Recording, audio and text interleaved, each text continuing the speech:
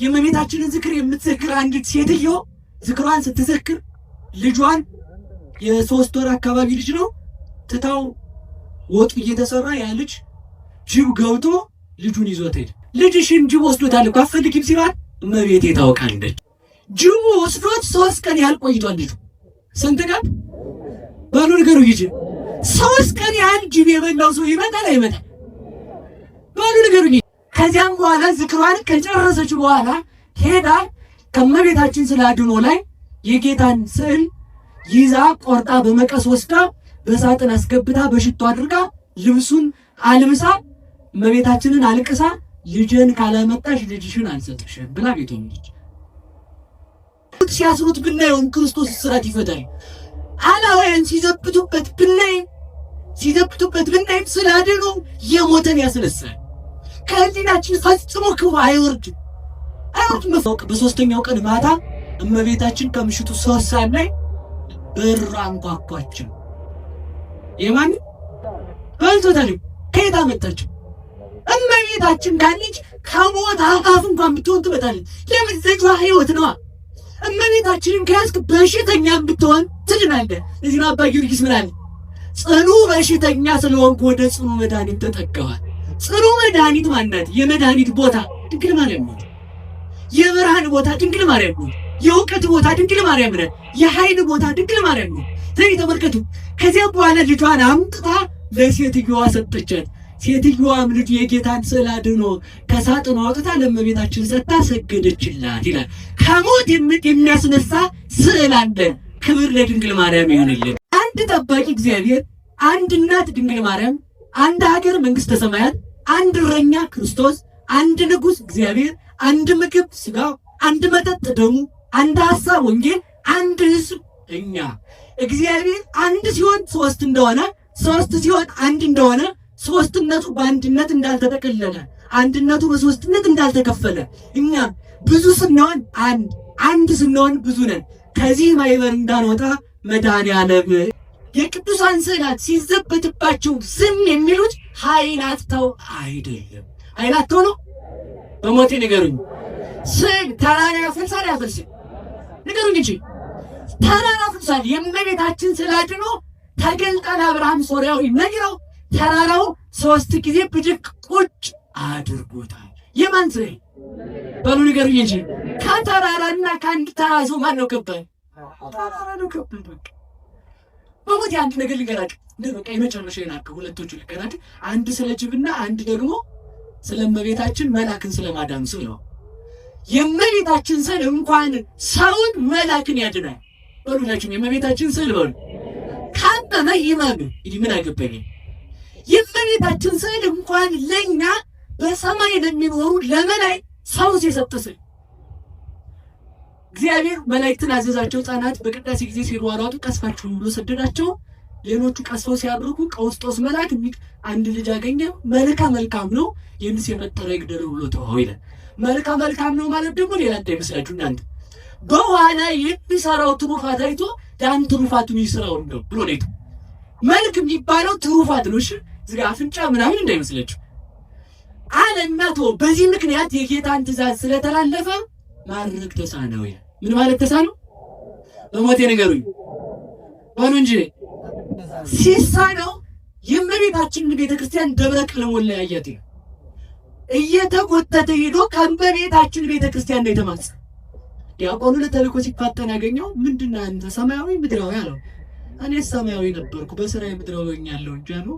መጨረሻ ላይ ሄዶ አባ ሳሙኤል ይጠራላት የእመቤታችንን ስዕል አድኖ አውጥቶ 400 እግዚኦታ 41 ኪርያላይሶን ከእመቤታችን ስዕል ፊት አድርሶ እመቤታችን ተገልጣለት የመልአኩን ክንፍ ያዝና ታንስ በስሙ ለእግዚእነ ኢየሱስ ክርስቶስ ወባይለ ጸሎታ ለወላዲቱ ድንግል፣ በልጇ በጌታችን በመድኃኒታችን በኢየሱስ ክርስቶስ አምላክነት በድንግል አምላክን በወለደች በድንግል ማርያም ጸሎት ተነሳ ብሎ ክንፉን ይዞ ሲያነሳው የእመቤታችን ስዕል አድኖ ለመልአኩ ጸጋውን መልሶ እንዲያደርግ አደረገው። ክብር ለእመቤታችን ይሁንልን። አንድ ዕለት የመጨረሻው አንድ ዕለት ደግሞ ምን ተደረገ መሰላችሁ? የእመቤታችንን ዝክር የምትዘክር አንዲት ሴትዮ ዝክሯን ስትዘክር ልጇን የ3 ወር አካባቢ ልጅ ነው ትታው ወጡ እየተሰራ ያ ልጅ ጅብ ገብቶ ልጁን ይዞት ሄደ። የሰማችሁ ነው። ሰው ሐሜት ጀመረ። ሳይገባት በቤታችን ያትሙ ብያችኋል። እውነቴን ስለ ሐሜት አሁን አላስተምርም። በቃ ልተው። ሲያመት ቆይቶ ሴትዮዋ ምን ትላለች መሰላችሁ? ልጅሽን ጅብ ወስዶታል እኮ አትፈልጊም ሲባል እመቤቴ ታውቃለች። እስኪ በሉላችሁ እመቤቴ በሉ ታውቃለች። ማን ያውቃል? በቃ እመቤቴ ታውቃለች። እኔ የሚገርመኝ ልጁን ማምጣቱ አይደለም እኮ ድንግል ማርያም ጅቡ ወስዶት 3 ቀን ያህል ቆይቷል። ልጁ ስንት ቀን ባሉ ነገሩ ይጅ 3 ቀን ያህል ጅብ የበላው ሰው ይመጣል አይመጣም? ባሉ ነገሩ ይጅ በጣም ነው የሚገርም። ከዚያም በኋላ ዝክሯን ከጨረሰች በኋላ ሄዳ ከመቤታችን ስለ አድኖ ላይ የጌታን ስዕል ይዛ ቆርጣ በመቀስ ወስዳ በሳጥን አስገብታ በሽቶ አድርጋ ልብሱን አልብሳ እመቤታችንን አልቅሳ ልጅን ካላመጣሽ ልጅሽን አልሰጥሽም ብላ ቤቶች የሰማችሁ ነው። ልጅን ካላመጣሽ ወዲስኪ ልጅሽን አልሰጥሽም። እንዲህ ያለኩ ይቻላል። በእመቤታችን ማንችል ይል በቃ ያው ይላችሁ አይሁድ ሲታፉበት ብናየው ክርስቶስ በጽራርያም አለ። አይሁድ ሲያስሩት ብናየው ክርስቶስ እስራት ይፈታል። አላውያን ሲዘብቱበት ብናይ ስለ አድኖ የሞተን ያስነሳል። ከህሊናችን ፈጽሞ ክብሩ አይወርድም በፍጹም። ተመልከቱ፣ በመጨረሻ ጊዜ ተመልከቱ። በሶስተኛው ቀን ማታ እመቤታችን ከምሽቱ 3 ሰዓት ላይ በር አንኳኳች። የማን ንገሩ? ይሄ ምን ይዛ ይመስላችኋል? ባሉ ንገሩ። ይሄ ጅብ በልቶታል አይደለም? በልቶታል። ከየት አመጣች? እመቤታችን እንዳለች ከሞት አፋፍ እንኳን ብትሆን ትመጣለች። ለምን? ልጇ ሕይወት ነዋ።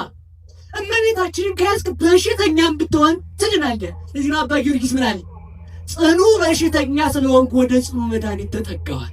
ጽኑ መድኃኒት ማናት? የመድኃኒት ቦታ ድንግል ማርያም ናት።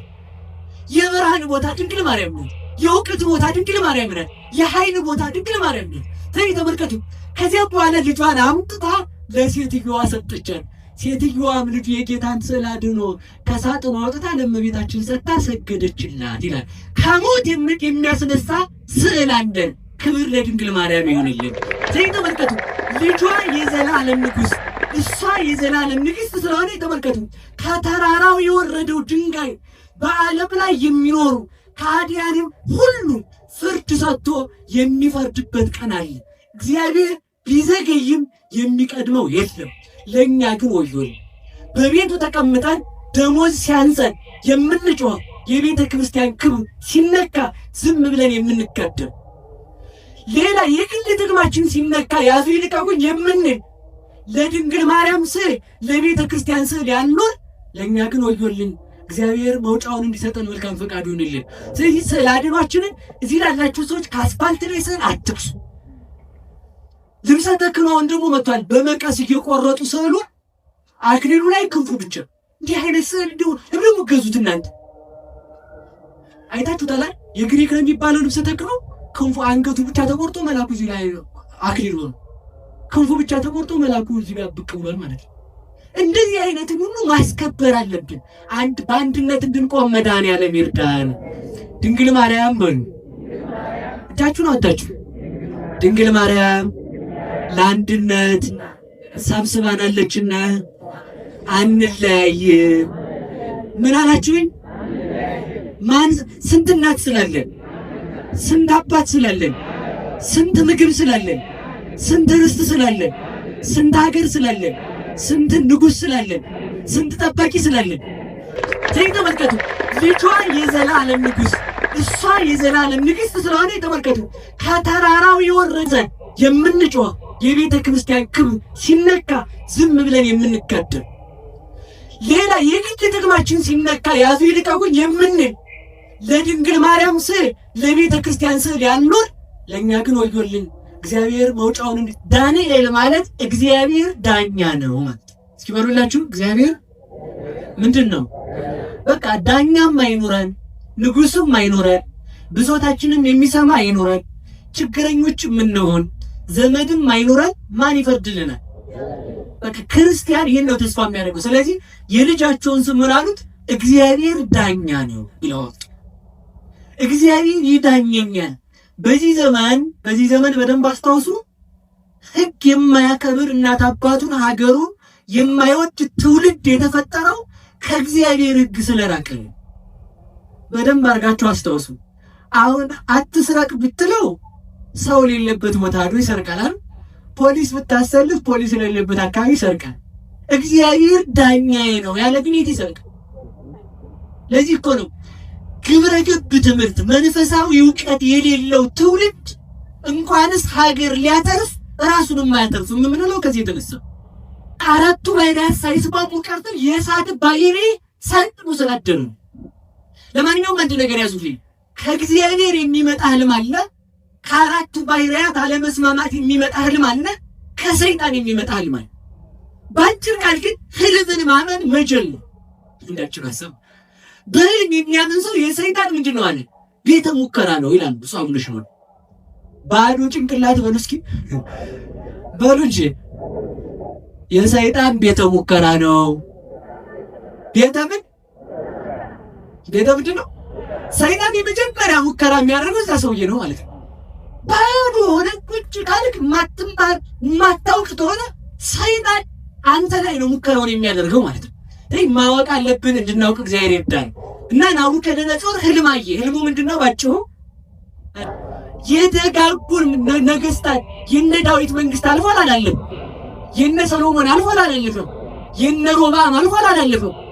በሉ ንገሩኝ እንጂ የነ አፄ ዳዊት፣ የነ አፄ አምደ ጽዮን፣ የነ አፄ ድላድ፣ የነ አፄ ሰይፋርድ፣ የነ አፄ በደማርያም፣ የነ አፄ ናዖድ የደጋጎቹ መሬታችን ተገልጣ በአካል የምታነጋግራቸው የደጋጉ ነገስታት መንግስት ያልፋል ያልፋል።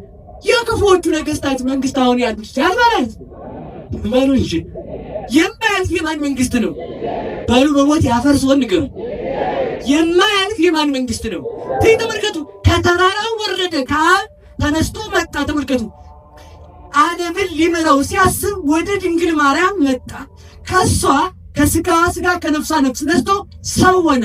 ሰው ሆኖ ሲያበቃ የነገስታቱን ስልጣን ሁሉ በስልጣኑ አሳልፎ ያ ድንጋይ ተመልሶ ተራራውን አከለ አለ። ተመልከቱ እስኪ በሉ ያ ድንጋይ በሉ ምን አከለ? ተራራውን አከለ ማለት ምን ማለት ነው? የእግዚአብሔር አካላዊ ቃል ስጋን ስለለበሰ ደካማ አልሆነም። ስጋ የቃል ምላት ሆነ። የቃል ዘመን ሆነ። የቃል ጌትነት ሆነ። የቃል አዋቂነት ሆነ። የቃል ሕያውነት ሆነ። የቃል ትንሣኤ ሆነ። ስጋ ምን ሆነ? ትንሣኤ ሆነ። ተመልሶ ተራራውን አከለ ማለት ተመልከቱ። ስጋ የባሕርይ አምላክ ሆነ። በሉላችሁም ስጋ በሉ የባሕርይ አምላክ ሆነ። ማን ወደ ዘይ ሆነው? በሉ ስጋ በሉ እንጂ ስጋ ምን ሆነ? በሞት ያፈርሰውን ስጋ ምን ሆነ? ከማን ያ ስጋ ከማን ነው አምላክ ይሆን? በሞት የጠሯት እንጂ እናንተማችሁ እንደው አፈርሶ ሆነ ደረችው። ያ ስጋ ከማን ያ ቃል ከማን ሰው ሆነ? በሉ ንገሩኝ እንጂ ሳቂዶ ይፈውስ ትዝምደሰ ተገምረ በማይጸነ ድንግል ታሪዮ ለኩሉ ኃይ እለ በሰማያት ማይደ አይደል? ሊቃውንቱ ዓለምን ላድን ባለ ጊዜ ከመላእክት ተሰውሮ በድንግል ማርያም ማይጸን አደረ። ወደ ድንግል ማርያም ዓለምን ሊያድን ሲል መጣ። ተመልከቱ። ሁላችሁም በሉ አተርሶንላችሁ ዓለምን ላድን ሲል በሉ ወዴት መጣ? በሉ ንገሩኝ እንጂ ልዳን ያለ ሰው ወዴት ነው የሚሄዱታል? በሉ ንገሩኝ። አሁን በዚህ ዘመን አንድ መልእክት ብቻ አስተላልፍ ይጨርሱ። እስስት የበዛበት ዘመን ዘሌዋውያን 11:30 ላይ ናደች ነው። እስስት አሁን በጣም ሸገነት። ሰው ካየ ሰው ትመስለኝ፣ ጅብ ካየ ጅብ፣ ቅጠል ካየ ቅጠል። እስስት አታውቁ? እስኪ ባሉ እስስት ነው ያው መጽሐፍ ቅዱስ ነው የተነገራት። እንግዲህ የምለን እስስት በቃ አይደቹም መብሰል ያይ ምንም አይቀራል። ተመልከቱ መናፍቃን ያይፉትን መምሰል ተመልከቱ። ያይፉትን ስንዘምር መዘመር ስንሰብክ መስበክ እንዲህ ሲባል ደግሞ ተመልከቱ። ልብሰ ተክህኖ ስንለብስ ልብሰ ተክህኖ መልበስ፣ ከበሮ ስንይዝ ከበሮ መልበስ። እስስት የራስ አይላት የራሳቸው ማንነት የሌላቸው እስስት ያንን የምትመስለው ለምንድን ነው ካልከኝ እውነት ያንን መስላ እውነተኛ ለመምሰል ለማጥፋት። እኔ አንድ የሚገርመኝ እስስትን ሲያገኛት ሰው በዱላ ነው የሚመታት። በምንም ያደርጋል። ተናገሩ፣ ገጠር ያደጋችሁ ተናገሩ። አቤት በድንጋይ ነው ባናንገር አንገታ ማለት እኔ ነው ቋላም ውሻ ደረጀ እንደዛ አላልኩም። እውነቴን ነው በጣም ትደረገው ተመልከቱ። ሰው ዘወር ግን በጣም ይገርመኛል። ግን በጣም የሚገርመኝ ምንድን ነው እስስት ካላየች ሰውየው መምሰለች ወይ እስኪ ማለት እስስት ባሉላችሁ ካላየች ተቀያይተን መምሰል አውጦ ማሰፋት ይዘዋል። ሻሽ መጠምጠም የሚያዙ ታቦት ማውጣት የሚያዙ እንደው እኮ ወይ እስስት ዲዋይተርኩ መምሰል በቃ ባይናችሁ ያግሩ እንደሚወስዱት ወይ ምን እናርግናት። በጣም አስቸጋሪ ሰው ታዲያ ጥበበኛ ሳታየው ዝም ብሎ አንገቷን ካንጎ ግድ ያደረገው እነቋ አላልኩም። አደራሽ አሁንም አደራ ብያለሁ። እና ምንድነው ለማለት የፈለኩት እኔ ተመልከቱ፣ ለማለት የፈለኩት እስስት መለዋወጥ አንድ መልክ የሌላቸው በመጽሐፍ ቅዱስም እኮ ተነግሯል። እስመ ሌሊሁ ሰይጣን ይትመሰል ከመ መልአከ ብርሃን፣ ሰይጣን የብርሃን መልአክ ይመስል መልኩን ይለውጣል ተው። መጀመሪያ እመቤታችንን አይወዷትም ነበር። አሁን የጌታ እናት ናት አሉ። አሁን ደግሞ የጌታ እናት ናት ብለው ከተጠቁ በኋላ ደግሞ ስዕል መቅደድ ያዙ። ምን አረገቻቸው ሁሉት? እኛ ከብዳናለች ቤታቸው ያዙትን አላላቸው። እግዚአብሔርን ከወደዱ እናቱን ለምን አይወዷት? በፍጹም የእውነቴን አስረግጬ የምነግራችሁ እነዚህ ሰዎች እግዚአብሔርን አይወዱትም። ማንን አይወዱትም? በሞቴ ነገሩ ኢየሱስ ብለህ ለመስበክ እኮ ኢየሱስ የሚለውን ስም ኢየሱስ የሚለውን አካል ያገኘው የሥጋን አካል ያገኘው ከድንግል ማርያም ያን ስም ያገኘው የሚበላ ሰው እንጀራ ካጣ የማያጥብ ሰው የእግዚአብሔርን እናቱን ለእግዚአብሔር የመገበችው ላይ የሚቀና እንዴት ነው? ሰው ቅናት የዚህ ነው ያድጋል እንዴ? ጉበት ቅናት ነው ሙልጭ አርጎ የበላቸው መናፍቃን። እስኪ በሉ ቅናት በሉ ቅናት በሉ እንጂ እናንተም እንዳቀኑሽ እውነቴን ነው። እሪ አርጎታል ሰው ቅናት ሁሉን በጎ ለበጎ ነገር ነው መምሰል። ቅዱስ ጳውሎስ ምን አለ? ተመሰሉ ኪያዬ በከመ አነ ትሜሰሉ ለክርስቶስ፣ ክርስቶስን እንደምመስለው እኔንም ሰው እግዚአብሔርን መምሰል ነው ደግነት። ተመልከቱ፣ ሰይጣን የመጀመሪያው ቀናተኛ ሰይጣን በሞት ያፈርሰዋል። የመጀመሪያው ቀናተኛ ማን ነው? በማን ነው የቀናው? በሉ በእግዚአብሔር በሉ። እንዲሁም ሰው አሁን በእግዚአብሔር ይቀናል። እንዴት ነው እግዚአብሔር ያሳየችው? ሰው በእግዚአብሔር ይቀናል። እንዲሁ ቀንቶ በእግዚአብሔር ይቀናል። በእግዚአብሔር ከቀና በኋላ ሁለተኛ ልጅ ሲወልድ ምን አደረገ? ሐሜት የሚባል ልጅ ወለደ። መናፍቃን ያላለውን ሐሜት ጀመሩ። ቀንተው አሁን እኛ በቤታችንን ላከብርነት ምን ጨነቃችሁ? እሱ ደግሞ እኛ አናከብራትም ድንግል ማርያምን ማለት የፈለኩት ምንድን ነው? እግዚአብሔር ያከበራትን ያህል የምናከብራት ይይዝ ማንም አይከብድ። የእግዚአብሔር እናት እኮ ናት። በሉ እስኪ ሁላችሁም የእግዚአብሔር በሉ። ምኑ ናት? በሉ እንጂ አሁንም የእግዚአብሔር እናቱ ከሆነች አሁን ምን ብትጨምርልን? አሁን የእግዚአብሔር እናቱ ብሽ የእግዚአብሔር እናቱ ብሽ የእግዚአብሔር እናቱ ብሽ እናት እኮ በቀሱ ምንም አጨመርላት። እግዚአብሔር እናቴ ካላት በላይ እኔ አፈር ትቢያ ትል የሆንኩ ሰውዬ እመቤቴ እናቴ ማርያም ብላት ያንስባታል እንጂ እንደው ሊበዛ ነው። እንደውም አንሶባት እንዲህ በነጌት ብታባቱ ትራሱ አንሶባት እንደውም እሷን ነው ማደንቃት። እንዴት የእግዚአብሔር እናት ስትሆን እኔን እናቴ ስላት አለመከፋቷ፣ የእግዚአብሔር መጋቢ ስትሆን እኔንም ደግሞ ጠብቂኝ ስላት መጠበቋ፣ ለእግዚአብሔር አብ ልጅ አደራ ለመሰጠት እኮ የበቀችነት እኮ ናት። አሁን እናንተ ልጆቻችሁን ለሰራተኛ ትታችሁ ትሄዳላችሁ አምናችሁ። እግዚአብሔር ግን አምኖን ልጁን የሰጠው ለድንግል ማርያም አንቺ ውለጂው ከአንቺ ወለዱ አምኖ የሰጣት እግዚአብሔር ለእናትነት ያመናትን።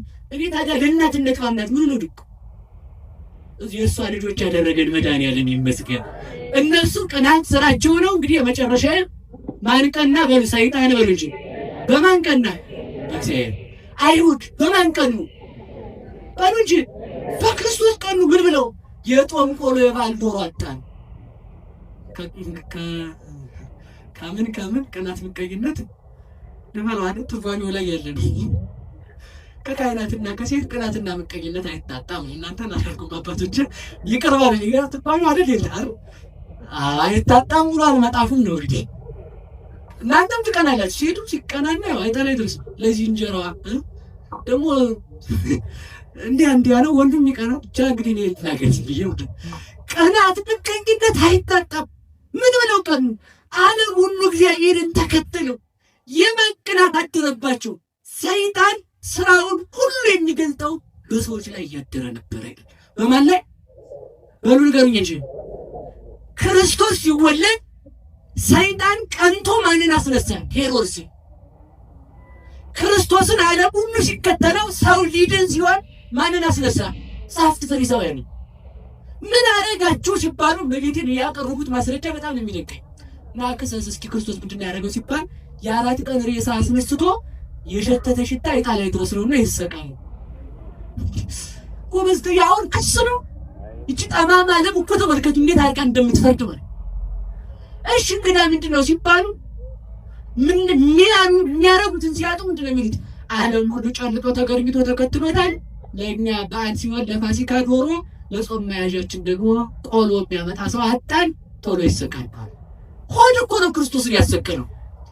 ቤተ ክርስቲያንን የሚጠሏት መናፍቃን ምንም ነገር የሚያውቃቸው ምንም ነገር ያው ቤተ ክርስቲያንን የሚጠሏት እዚህ ጋር መጥተው ምዕመናን እንጂ መምህራን መሆን ስለማይችሉ ቤተ ክርስቲያንን የሚጠሏት ምዕመናኑን ስለምታጸድቅባቸውና ለሆዳቸው እያጨበጨበ የሚይዛቸው ነው። ያንን ምዕመን አንተ እግዚአብሔር ልጅ ስለምታደርግ ሌላ ምንም ነው የለም። የዚህች ቤተ ክርስቲያን ልጆች ያደረገን እግዚአብሔር ይመስገን።